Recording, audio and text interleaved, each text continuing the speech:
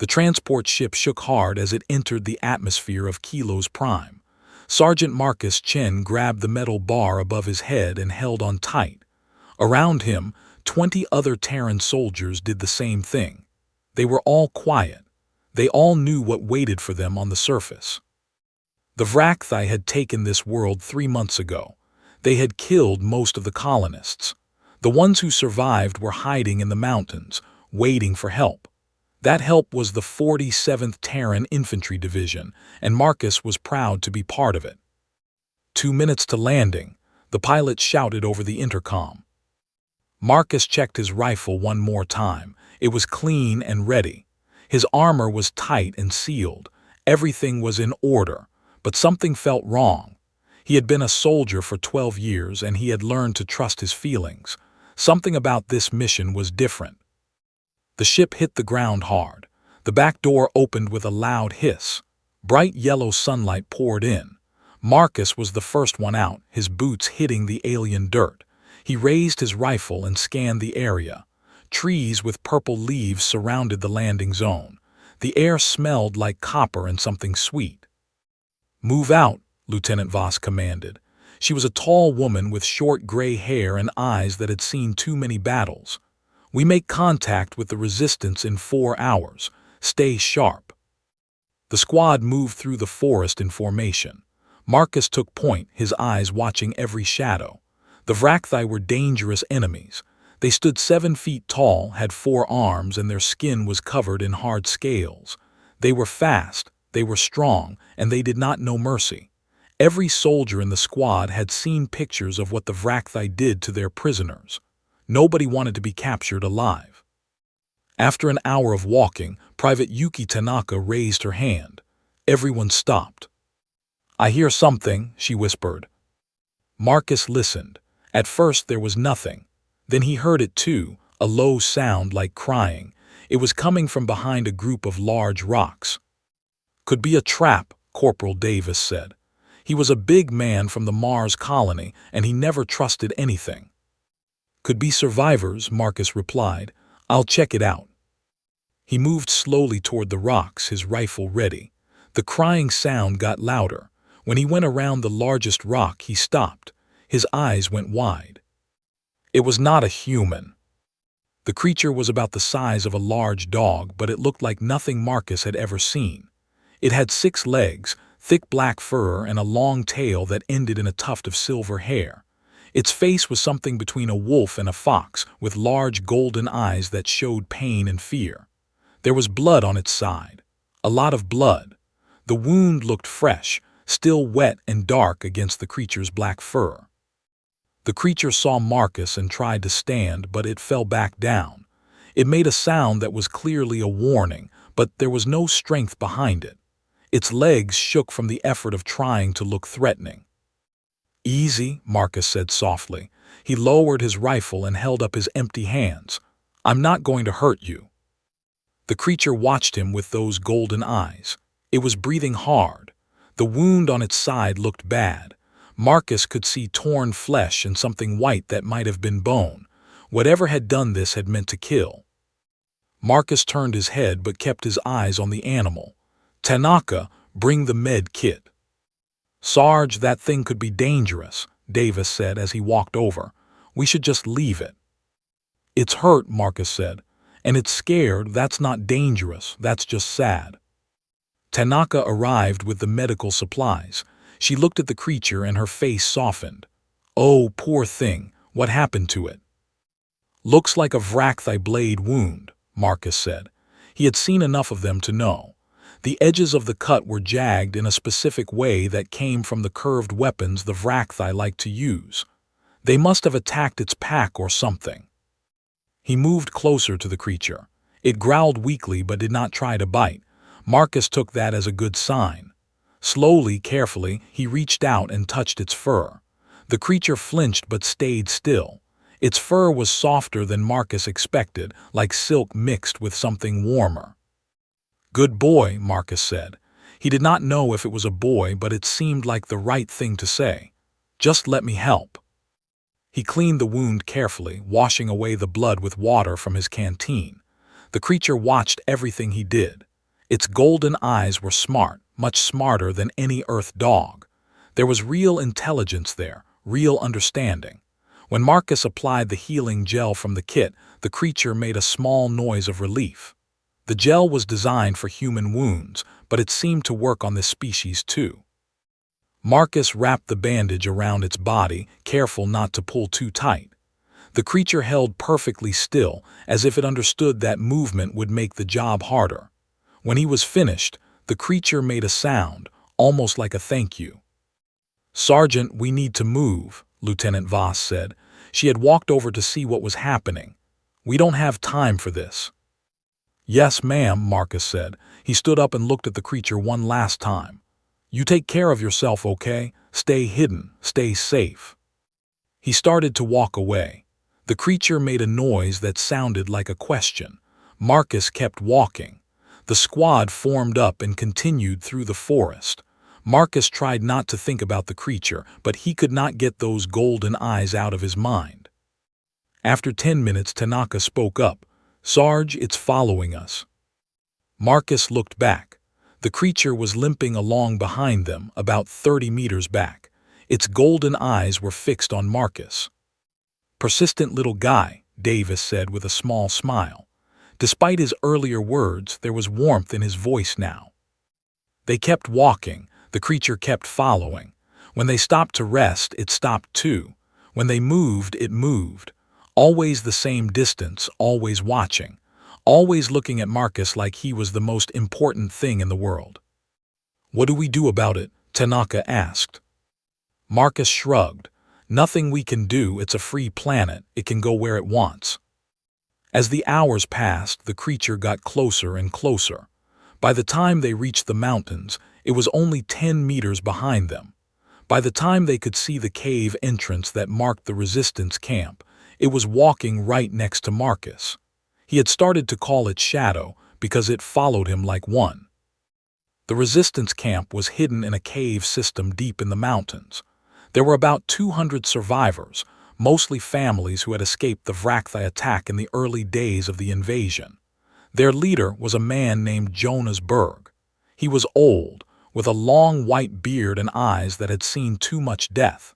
His hands shook when he reached out to greet them, but his voice was steady. "Thank God you're here," Jonas said when he saw the Terran soldiers. "The Vrakthai are everywhere. They're hunting us like animals. Every day we lose someone. Every night we hear them in the forest." "That's why we're here," Lieutenant Voss said. "We're going to take back this planet." Jonas looked at Shadow, who was still standing next to Marcus. His eyes went wide with surprise and something that looked like wonder. "You have a Kelosi. How?" "A what?" Marcus asked. "A Kelosi. They're native to this planet. Very rare, very intelligent. The colonists who came here first tried to study them, but they could never get close. The Kelosi don't trust easily." Jonas looked at Marcus with new respect. "How did you get one to bond with you?" "I just helped it when it was hurt," Marcus said. "It's been following me ever since."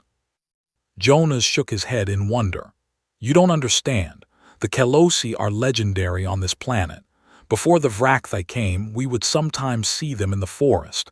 They have abilities, powers that we don't fully understand. If one has chosen to bond with you, that means something. It means something important." Shadow pressed its head against Marcus's leg. Marcus reached down and scratched behind its ears without thinking. The creature made a sound like a purr, deep in content.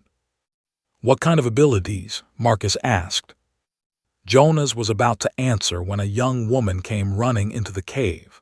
Her face was white with fear, and she was breathing so hard she could barely speak. "The Vrakthai," she gasped. "They found us. They're coming, many of them, so many."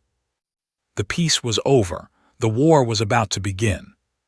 Lieutenant Voss started shouting orders. The soldiers grabbed their weapons. The civilians rushed deeper into the caves, parents carrying children, old people helping each other move as fast as they could.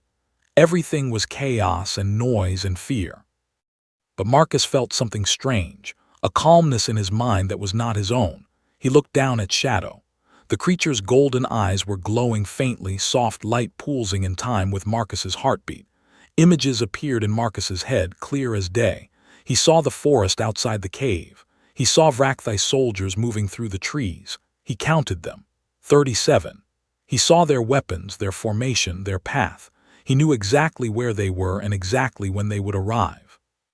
"Lieutenant," Marcus said, his voice surprisingly steady, "there are 37 enemies. They're coming from the north, spread out in a hunting pattern. They'll reach the cave entrance in 8 minutes. Voss stared at him. "How do you know that?" Marcus looked at Shadow. Shadow looked back. The glow in its eyes faded, but the connection remained. Marcus could still feel it, a thread between them that carried more than words could ever express. "I just do," Marcus said. "Trust me." And for reasons she could not explain, Lieutenant Voss did. The battle for the cave was short but fierce. Thanks to Marcus's warning, the Terran soldiers were ready when the Vrakthai arrived. They set up a defensive position at the cave entrance and met the enemy with a wall of fire. Every soldier knew exactly where to aim, exactly when to shoot, because Marcus knew, and he shared what he knew. The Vrakthai were surprised. They had expected to find helpless civilians, not trained soldiers ready for battle. Their hunting formation fell apart as they tried to adapt to the unexpected resistance. By the time they regrouped, half of them were already dead. Marcus fought in the front line, his rifle never stopping. Shadow stayed right beside him, never getting in the way but always close. Every few seconds, new information would appear in Marcus's mind. An enemy flanking left, a sniper hiding in a tree, a grenade coming from the right. He shouted warnings to his squad and they responded instantly. He did not question where the information came from. He just acted, and every time the information was correct. The last Vrakthai fell with a scream of rage. The forest went quiet. The battle was over. Lieutenant Voss walked over to Marcus. Her armor was scorched from a close hit, but she was alive. Everyone in the squad was alive. That was a miracle in itself. In any other battle, they would have lost at least 3 or 4 soldiers. Today, they had lost none. "Sergeant," she said slowly, "we need to talk about what just happened." Marcus nodded. He knew she was right. Something had changed, something big. And it all had to do with the creature sitting at his feet, looking up at him with golden eyes full of trust and something that looked a lot like love. The bond had been formed. There was no going back now. The news of the battle spread quickly. Within a day, every resistance camp on Kilos Prime knew about the Terran soldiers who had killed 37 Vrakthai without losing a single person. They also heard about the soldier who had bonded with a Kelosi, something that had never happened before in the 100 years since humans first came to this planet. People started to hope again. They started to believe that maybe, just maybe, they could win this war. But Marcus did not think about hope or belief. He thought about Shadow, about the connection they shared, about the things he could now do that he could not do before. He thought about the war ahead and all the battles still to come. And he thought about what Jonas Berg had said, that the Kelosi had powers that humans did not fully understand. He was about to find out what those powers really were. The days that followed were filled with preparation and discovery. The Terran soldiers worked with the resistance to build better defenses. They trained the civilians who wanted to fight. They gathered information about Vrakthai positions and movements. Every day was busy, every hour full of work. But for Marcus, the most important work happened in the quiet moments with Shadow. The bond between them grew stronger every day. What started as simple images became something more. Marcus could feel Shadow's emotions now, its hunger and happiness and fierce loyalty. Shadow could feel his too. They were becoming 2 parts of one whole. When Marcus was sad, Shadow pressed close to comfort him. When Shadow was nervous, Marcus would scratch behind its ears until it calmed down. They learned to communicate without words or images. A feeling, a nudge, a slight change in the bond was enough. It was like having a conversation in a language that had no sounds, only meaning. One morning, Marcus woke up to find Shadow standing at the cave entrance, staring out at the forest. Through their bond, Marcus felt urgency, excitement, and something else. A call.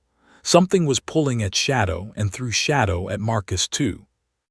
"What is it, boy?" Marcus asked as he walked over. Shadow turned to look at him. In Marcus's mind, he saw an image, a clearing in the forest surrounded by large rocks. In the clearing, there were other Kalossi, many of them. They were waiting. They were waiting for him. "They want to meet me," Marcus guessed.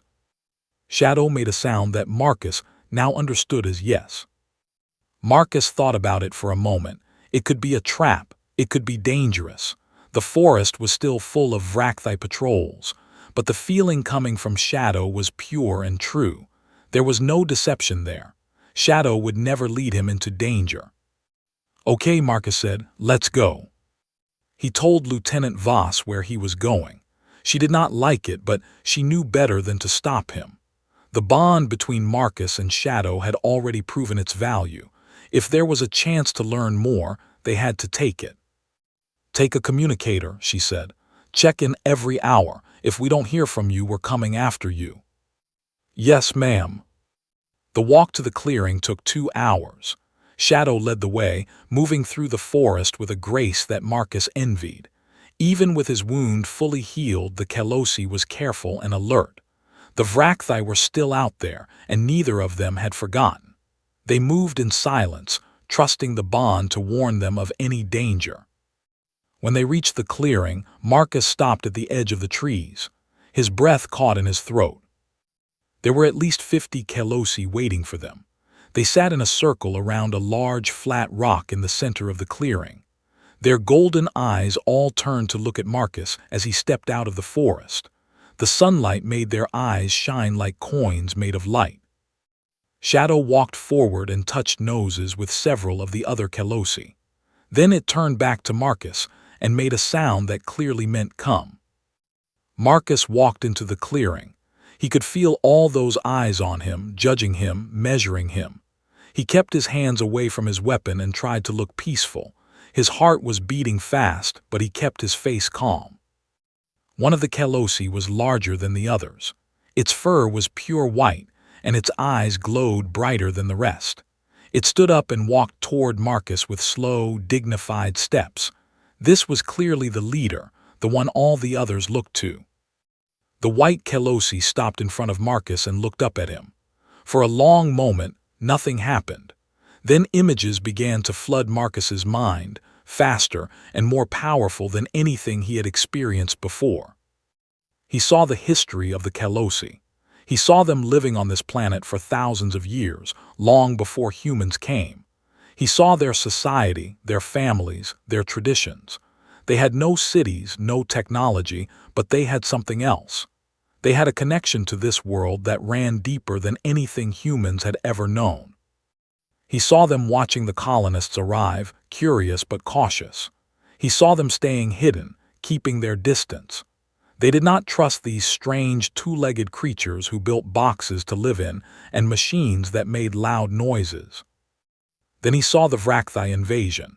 He saw Kalossi being hunted and killed. He saw families torn apart. He saw fear and pain and loss. The images were terrible, and Marcus felt tears running down his face even though the memories were not his.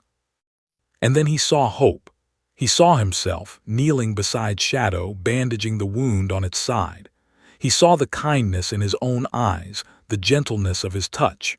He saw what the Kalossi saw, a human who helped without asking for anything in return, a human who was different from all the others. The images stopped. Marcus blinked, trying to clear his head. The white Kalossi was still looking at him, waiting. "I understand," Marcus said softly. "You're deciding whether to trust us, whether to help us fight." The white Kalossi made a sound, and Marcus felt approval in his mind. Yes, that was exactly right.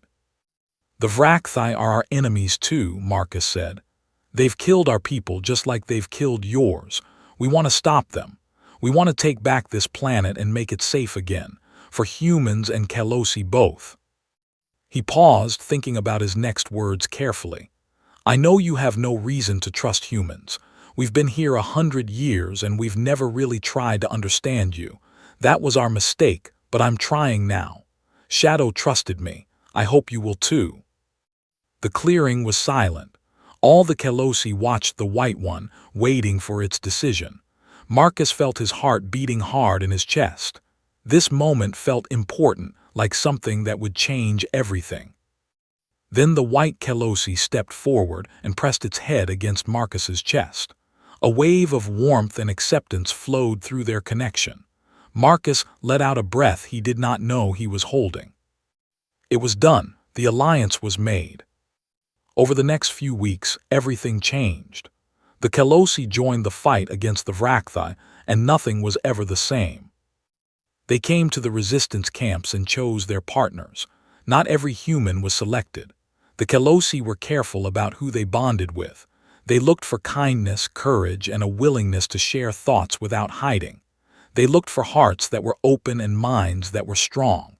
Many soldiers were passed over, but those who were chosen became something new, something powerful. Marcus watched as his squad was transformed. Tanaka bonded with a small, quick Kelosi named Flash. The little creature had orange fur and moved like lightning.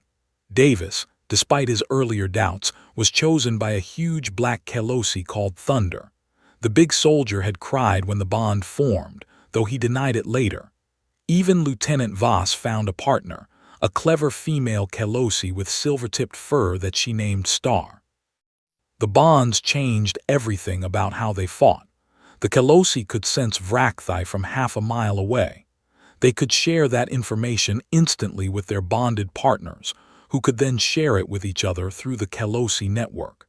It was like having a living radar system that never made mistakes. But that was just the beginning. The Kelosi had other abilities that slowly revealed themselves. They could move in complete silence when they wanted to. They could blend into shadows in a way that seemed impossible. Some of them could do things that looked like magic, though Marcus suspected it was some kind of natural ability that humans simply did not understand yet. Shadow, it turned out, was special even among the Kelosi. Its ability to share images and information was stronger than most, and as the bond between them deepened, Shadow developed new powers that surprised everyone. One night during a scouting mission, Marcus and Shadow were surrounded by Vrakthai. They had walked into an ambush, and suddenly there were enemies on all sides. There were too many to fight, too many to run from.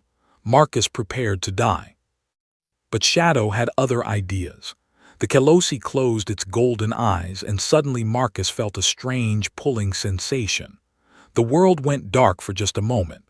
When he could see again, they were somewhere else, somewhere safe, almost a mile from where they had been. "What was that?" Marcus gasped. Shadow looked tired but pleased with itself. Through their bond, Marcus understood. It was a blink, a short-distance teleport. Shadow had never done it before, but in the moment of danger, with Marcus's life at stake, it had found the power within itself. After that night, Shadow could blink whenever it wanted, though it was tiring. Other Kelosi began showing special abilities too. Flash could run so fast she became a blur. Thunder could create sounds so loud they stunned enemies. Star could make herself invisible for short periods. The scientists who studied the bonds said it was remarkable. The Kelosi abilities had always been there, but they needed the emotional connection of the bond to unlock them. The humans gave the Kelosi strength and purpose. The Kelosi gave the humans power and awareness. Together, they were more than either could be alone. The war entered a new phase. The Terran soldiers, bonded with their Kelosi partners, began to push back against the Vrakthai. They retook settlements that had been lost. They freed prisoners from enemy camps. They became legends. Stories spread across the planet. The bonded soldiers who could not be surprised. The ghost warriors who appeared from nowhere and vanished without a trace. The humans who fought with six-legged shadows at their sides. People who had given up hope began to believe again. The Vrakthai did not know how to respond. Their hunting tactics, which had worked so well before, were useless now. They could not sneak up on enemies who always knew they were coming. They could not hide from creatures who could track them by scent and sense across great distances. The invaders started to fear the humans for the first time. They had a name for the bonded soldiers in their own language. It translated roughly as ghost warriors or death walkers. The Vrakthy commanders sent reports back to their homeworld, warning about this new threat. But by the time reinforcements could arrive, it would be too late. 3 months after Marcus first found Shadow, the Terran forces launched their biggest attack yet. The target was the Vrakthy main base, a fortress built on the ruins of the planet's capital city. Intelligence said there were over 1,000 enemy soldiers inside. It was a dangerous mission, maybe impossible. But they had something the Vrakthy did not have. They had the bond. The attack began at dawn. 50 bonded pairs led the assault, moving through the outer defenses like shadows. The Kelosi abilities let them avoid patrols and disable sentries without raising the alarm. Marcus and Shadow blinked past locked doors. Flash and Tanaka ran circles around enemy positions, drawing fire away from the main force. Thunder and Davis broke through walls like they were made of paper. By the time the Vrakthy realized they were under attack, the humans were already inside the walls. Marcus and Shadow fought side by side as they always did now. The bond between them was so strong that they moved as one being. Marcus knew where Shadow was without looking. Shadow knew what Marcus was going to do before he did it. They were perfect together. Every shot Marcus fired found its target. Every enemy that got close met Shadow's teeth and claws. The battle was long and hard. Even with all their advantages, the bonded soldiers were badly outnumbered. People died. Kelosi died. Marcus saw friends fall and felt the grief of their partners through the bond network. But they kept fighting, kept pushing forward, because they knew this was the moment that would decide everything. In the center of the fortress, Marcus found what he was looking for. The Vrakthy commander's quarters. The door was locked, but Shadow blinked them both inside. The commander was waiting for them. It was a massive creature, bigger than any Vrakthy Marcus had ever seen. Its scales were golden, rare among their kind, and its eyes burned like hot coals. This was the leader of the invasion, the one responsible for all the death and suffering on this planet. "Human," the commander said. Its voice was like rocks grinding together. "You have caused much trouble, but it ends here." "You're wrong," Marcus said. "This ends with you dead and your army destroyed. This ends with your people running back to whatever hole they crawled out of." The commander laughed. It was an ugly sound. "You are brave for a weak creature, but bravery is not enough." The fight began. The commander was fast and strong. 4 arms meant 4 weapons, 4 chances to kill Marcus with every exchange. The alien leader had been fighting wars since before Marcus was born. It knew every trick, every technique. Marcus could barely keep up. His rifle was knocked away. His knife broke against the commander's scales. He was thrown to the ground, the commander standing over him with a blade raised for the killing blow. "Die, human," the commander said. Then Shadow appeared. The Kelosi hit the commander from the side, teeth sinking into the alien's weapon arm. The commander screamed and dropped its blade. It tried to shake Shadow off, but the Kelosi held on with all its strength, jaws locked tight. Marcus grabbed the fallen blade and drove it into the commander's chest. The Vrakthy leader let out one final scream and fell. The battle was over. The war was won. In the silence that followed, Marcus knelt beside Shadow. The Kelosi was hurt, badly hurt. The commander had done damage during their struggle. Shadow's breathing was weak, its golden eyes dimming. Blood matted its black fur in too many places. "No," Marcus whispered. "No, no, no, stay with me, boy, stay with me." Through their bond, he felt Shadow's pain but also its peace. The Kelosi was not afraid. It was proud. They had done what they set out to do. They had won. Shadow sent one more image through the bond. Marcus kneeling over a wounded creature, offering help to a stranger without asking for anything in return. The moment that started everything. "Don't you dare give up," Marcus said, tears running down his face. "We're supposed to have more time. We're supposed to stay together. You promised. I felt you promise." He could not finish. The grief was too strong. But then something happened. The white Kelosi appeared, the leader who had accepted Marcus all those weeks ago. It walked through the broken wall of the commander's quarters, unhurt despite the battle raging outside. Other Kelosi followed, forming a circle around Marcus and Shadow. The white one looked at Shadow, then at Marcus. Its golden eyes glowed bright, brighter than Marcus had ever seen. Other Kelosi gathered around them, closing the circle. They all closed their eyes. Marcus felt something building, a power he did not understand. It flowed through the bonds from Kelosi to Kelosi, growing stronger with each one. A network of life and love and fierce determination. The power reached Shadow. Marcus felt it like a warm wave, washing away the pain and damage. Shadow's eyes grew bright again. Its breathing steadied. The wounds began to close, flesh knitting together as if time itself was running backward. When it was over, Shadow stood up and pressed its head against Marcus's chest, just like the white Kelosi had done when it first accepted him. Through their bond, Marcus felt love, gratitude, and the promise of many more years together. He hugged his friend and let the tears come, but they were happy tears now. The war was over, the bond remained. 6 months later, Marcus stood on a stage in the rebuilt capital city of Kilos Prime. Beside him stood Lieutenant Voss, now Captain Voss, and beside each of them sat their Kelosi partners. The sun was warm, the sky was blue, and the air smelled like flowers instead of smoke. The crowd in front of the stage was huge. Thousands of people had come to see the ceremony. There were humans and Kelosi mixed together, something that would have been unthinkable a year ago. Now it was normal. Now it was just how things were. Children petted Kelosi in the streets. Kelosi sat in cafes with their human partners, two species living as one. A representative from the Terran government was speaking. He talked about victory and sacrifice and the bright future ahead. He used big words and made grand promises. Marcus barely listened.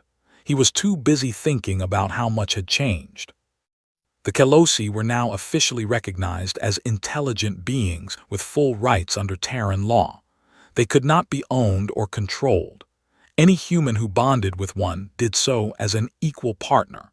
The Kelosi had chosen to join the Terran Alliance, bringing their world and their abilities into the larger community of human space. And the bonded pairs had become something new, a new kind of soldier, a new kind of partnership. The Terran military was already talking about training programs and integration protocols. Other planets were asking if they could find similar connections with native species. Scientists were studying the bonds, trying to understand how they worked. Everything was different now. Everything was better. When the speech was over, Marcus walked down from the stage. The crowd parted for him, people reaching out to touch his hand or pet Shadow. The Kelosi accepted the attention with patience, though Marcus could feel through their bond that Shadow was ready to be somewhere quiet. "Soon," Marcus whispered, "we'll go home soon." Home? It was a strange word now. His old home was a small apartment on Earth that he had not seen in years. But home was not a place anymore. Home was a feeling. Home was the warmth of Shadow's fur under his hand and the golden glow of those eyes looking up at him. Tanaka found him in the crowd. Flash was at her side, orange fur bright in the sunlight. "Quite a day, Sarge." "It is," Marcus agreed. "Hard to believe it's been 6 months." "Hard to believe any of it," Tanaka said. She scratched Flash behind the ears. "Sometimes I wake up and I'm surprised she's there. Then she sends me an image of breakfast and I remember that this is real. This is my life now." "Best life we could ask for," Davis said, walking up with thunder.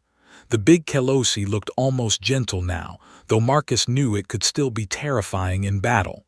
Partners, family, a war we actually won. What more could a soldier want?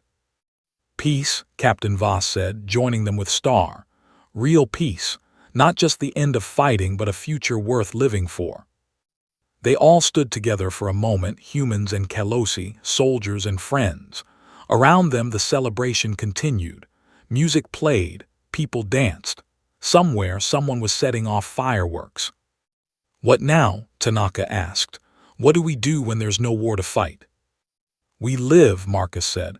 We help rebuild. We train the next generation of bonded pairs. We make sure this alliance lasts. Through the bond, Shadow sent an image.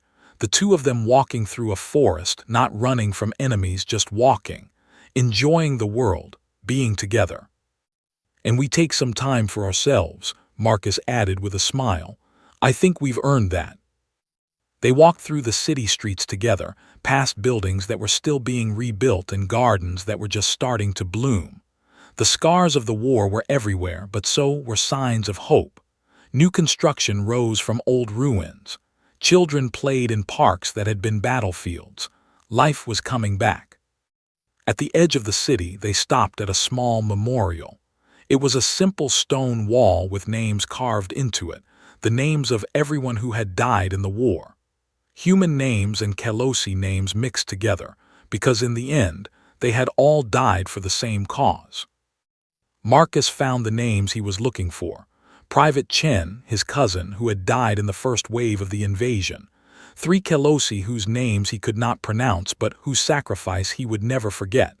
So many names, so much loss. The wall seemed to go on forever. Shadow pressed against his leg, offering comfort.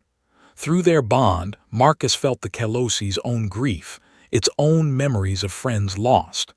They stood there together for a long time, remembering those who could not be here to see this day. Finally, Marcus took a deep breath and turned away. The dead were gone, but the living had to keep going. That was how it worked.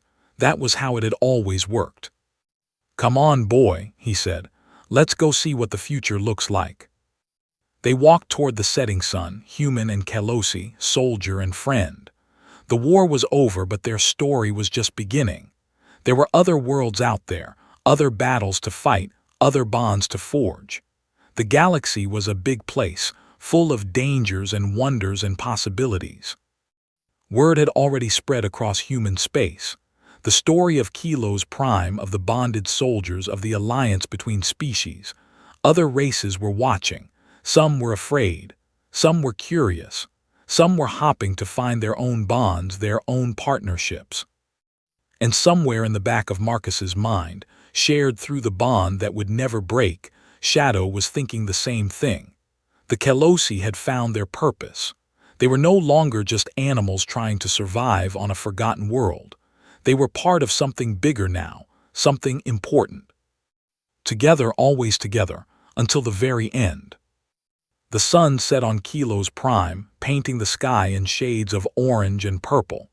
In the distance, Marcus could see the mountains where the resistance had hidden, where he had first brought Shadow into a cave full of frightened people. So much had changed since then. So much had grown. He reached down and scratched behind Shadow's ears one more time. The Kalosi made that purring sound, deep in content. Ready for tomorrow? Marcus asked. Shadow sent an image through the bond. The two of them standing on the bridge of a starship, looking out at distant stars. Marcus laughed. Yeah, he said, me too. They walked on together, into the future they had fought so hard to win. Behind them, the memorial stood silent guard over the past. Ahead of them, the stars were waiting. And in every human colony across the galaxy, people were telling stories about the soldiers of Kilo's Prime. The ones who had bonded with an alien species and created something new, something unstoppable, something that changed everything. The age of the bonded soldiers had begun.